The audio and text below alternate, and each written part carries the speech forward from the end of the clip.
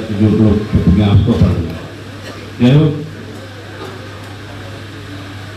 আমি আপাতত কয়েকজনকে সামনে রেখেই আমি তাদেরকে অনুরোধ করবো, যাদের নাম বলবো তারা দায়িত্ব নিয়ে ব্যবসায়ীদের সঙ্গে পরিচয় আলোচনা করে, আমাদের কমিশনার সাহেব আছে, আমাদের এসএসসি কমিশনার আছেন, ওনার সঙ্গে আলোচনা করে কর্পোরেটর যেহেতু আছেন আসলে দেবী এই ওয়ার্ডে কথা বলে আপনারা পরবর্তী সময় আলোচনা করবেন। আমরা তাকে এভাবে চেষ্টা করবো বাজারের সার্বিক উন্নয়ন করতে এবং পরিবেশ যাতে হয়।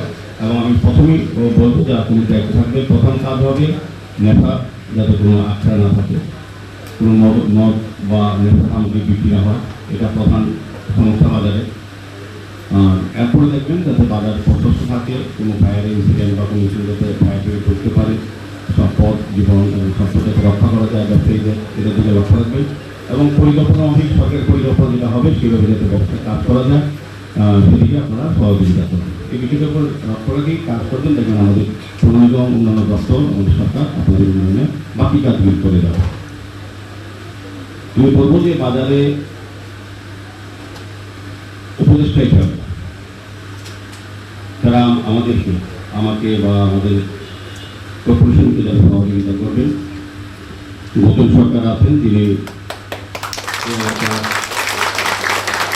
বিশিষ্ট ব্যবসায়ী সমাজসেবী এবং এই পৌরসভা ক্লাবের সভাপতি তাদের কাছাকাছি তিনি থাকেন, সবসময় তাদের সঙ্গে যুক্ত।